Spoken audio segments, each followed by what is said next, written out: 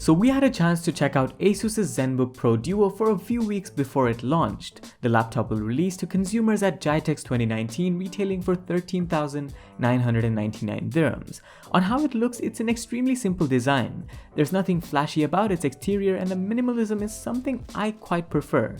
The lid of the laptop is hard to keep smudge-free, but I think once you start using the thing, you'll barely notice that. Before getting to the good stuff, here's a rundown of the laptop specifications. The Core i9 processor, 16GB of RAM, and the RTX 2060 from Nvidia are all very capable components, and in combination, day-to-day usage is not restricted whatsoever. But the star, or rather the stars of the show, are the laptop's dual screens. They each share a 4K resolution on this unit, with the primary display being extremely sharp but reflective, whereas the secondary one opting for more of a matte look. In combination, they bring about a huge boost in terms of productivity.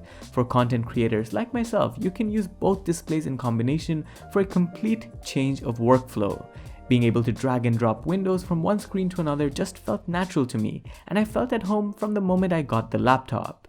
The secondary screen, being a touchscreen as well, also helps with this, but even the primary screen has touch capabilities. So in essence, this becomes a content editor's and creator's dream machine. I did at times face forced closes and crashes, and even the blue screen of death when using the thing, and while the latter might be due to the laptop's optimization, the crashes may be more of an Adobe Premiere Pro problem. Another real-world case that worked perfectly well for me was when referring to different pieces of content.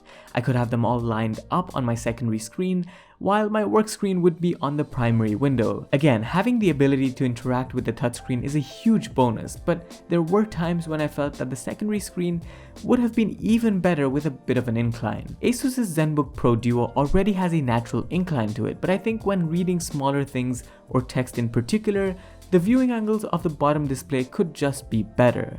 The other thing I want to address is the functionality of the ScreenPad altogether.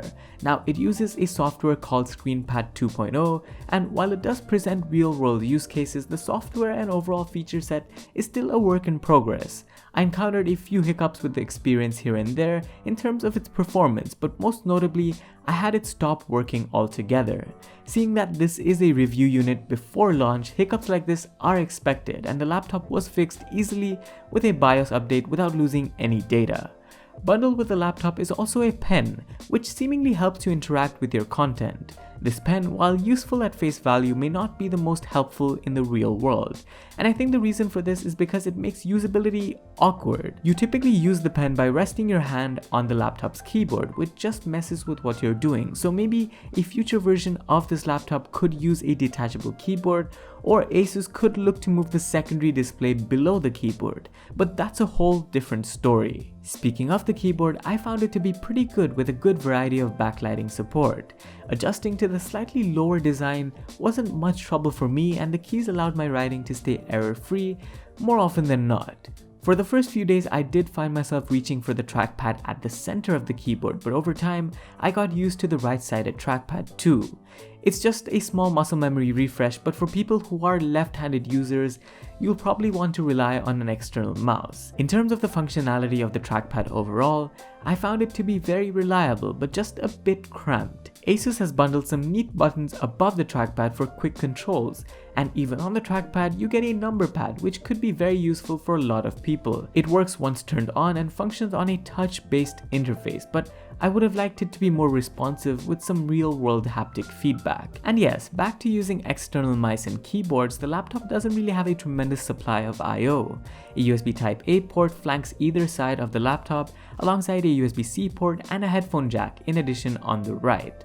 So for the hardcore content creator, you'll need to use a dongle for things like an SD card reader, as well as maybe an Ethernet port, which comes in handy for me because my Wi-Fi signal struggles to reach my room, and the ZenBook Pro Duo's Wi-Fi 6 capabilities don't help you that much in such a scenario. On the overall, I think this laptop is aimed at productivity-hungry individuals who like to work on the go. Despite the relatively bulky design, this thing is easy to carry in a backpack. With its charger, and even on battery, you get a good few hours of browsing.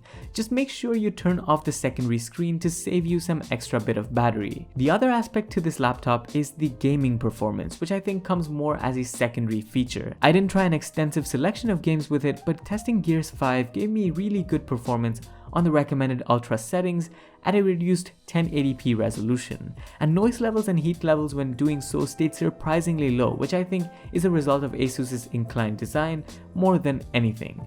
Cranking the resolution up all the way up to 4K Ultra HD resulted in some pretty bad performance, unplayable in fact, but I think this should give you an overall idea of what the real-world capabilities of this laptop are. So that's the Asus ZenBook Pro Duo in a nutshell, an insane package for productivity and not a bad shout when it comes to gaming either. It may have some software issues here and there, but when it works like a charm. Once again, you can check it out at Jitech Shopper, retailing for 13,999 dirhams. Thanks for watching our review, and let us know what you think about it down in the comments below.